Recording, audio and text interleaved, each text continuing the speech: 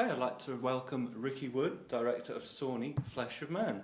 Thanks for joining us. Yeah, thanks, pleasure, yeah. So just give us a little bit about your background, how you got into filmmaking.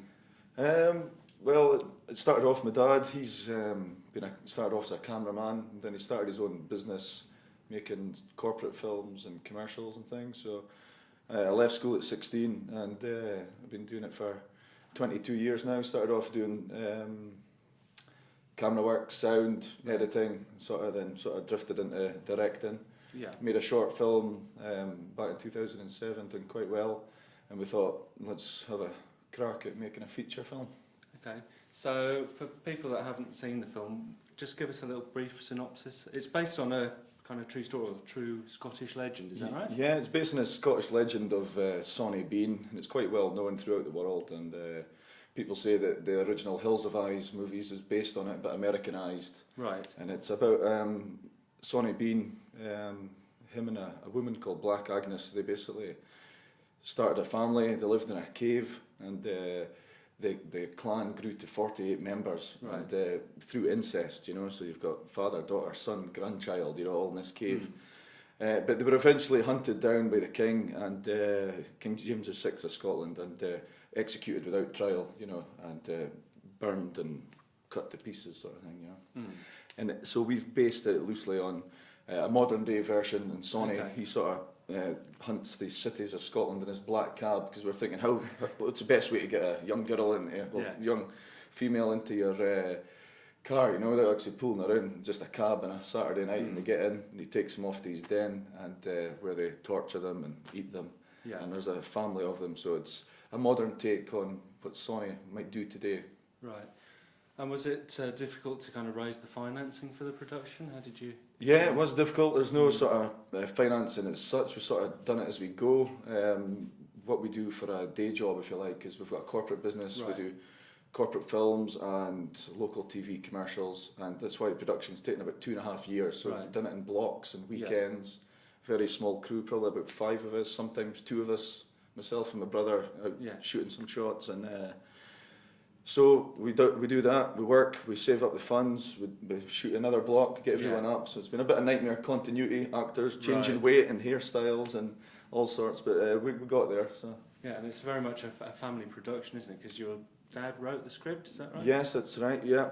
We all sort of had ideas and input to it, but he's the man that writes it down and puts in a lot of the sick stuff as well, you know, and my brother, he shoots it, so he's fantastic sort of cinematographer. And you filmed in Scotland, I assume? Yeah, it was filmed Scotland-wide. It was we built some sets in our hometown of Aberdeen, below in dungeons and sort of basements. But we also travelled to Isle of Skye, and there's Old Man of Stores up there as a spectacular sort of rock formations. It was in Prometheus, but we shot there before them. Yeah. But they've got their film out quicker. Yeah. Filmed in Glencoe. Up in Inverness, so it's right around the whole of Scotland really, and by the time it's all edited together, we've really featured some of the great sort of locations, and we shot it on an aspect that it really does it looked great on the big screen last night, you know. Okay, now the film's quite gory. I mean, did you sort of want to do practical effects or go down the CGI or a mixture of the two? Yeah, most of it's practical effects. It's my dad, he's very much into makeup effects and costumes as well, so he was doing moulds and things. I mean, some of the body parts are modelled. It's actually my mum, her hands and her feet and things that's in the film, you know, because she's there all the time, so he's taking moulds for different body parts. So most of it's practical. There's some CG, not much. Most of the CG's maybe some element effects and things, a couple of blood spurts, and but no, mostly practical. And we went, you know, it's quite gory, very in your face, because it's low budget. I thought we haven't got time to hide it and build it. You know, just get it out there, let everybody see it, and it's a bit of fun. You know, it's horror fantasy, sick humour in there as well, and a bit of action.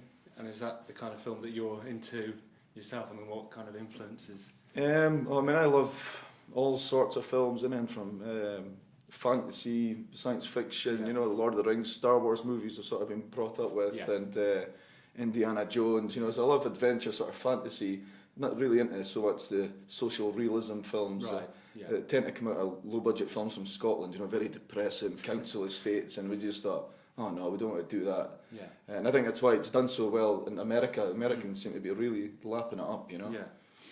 So you had the UK premiere here at FrightFest yesterday. How was the reaction been? How was your experience yesterday? Yeah, well, at FrightFest it was a world premiere last night, so great. A bit nervous because we were getting the Blu-ray done just the day before, you know, last minute. We had a DCP, but it didn't look right, so we burned a Blu-ray, and it was just a gamma issue. So it looked the business really good, and it was the first time I heard a 5:1 mix, so that was brilliant. But great reception, yeah, sold out. I think it was one of the first films to sell out, and no, really pleased. Some good feedback and some potential sort of distribution deals and sales agents approach us as well. Yeah. So we're talking to them. I was going to ask if there were, if you've got a distributor yet, what the kind of plans are for the film. Are you doing other festivals with it? Yeah, well, we've got distribution in America from Lionsgate's got a distributor in America through Grindstone. Acquired it, and the rest of the territories are open at the moment. But there are people who have approached us, but we sort of held off because. Until the sound was finished and the final visual effects were inserted, now it's much, much better. And even Ian Raptrey last night, he said, that's not the movie I saw in Cannes. He said, that's way better than what I saw. So I was really pleased to hear that. And he said, it should have been on screen one. That's what Ian said. So that's what you we'll hold him to it. Yeah. So what else are you working on? We've actually got, when we've been doing the film, a lot of interest in the actual Sawney being the legend. And we do have a script for that. So that's the period piece, the actual Sawney story, how he became a cannibal, and it was basically his dad was a labourer and he was just lazy really, he just didn't want to work hard for an honest living.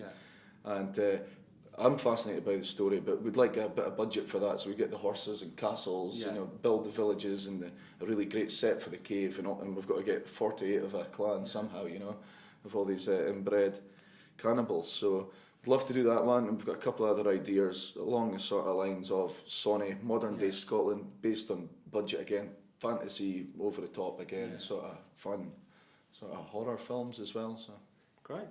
Okay, well we wish you all the best with Sawney Flesherman. Ricky Wood, thanks for joining us. Yeah, thank you. Cheers. Cheers.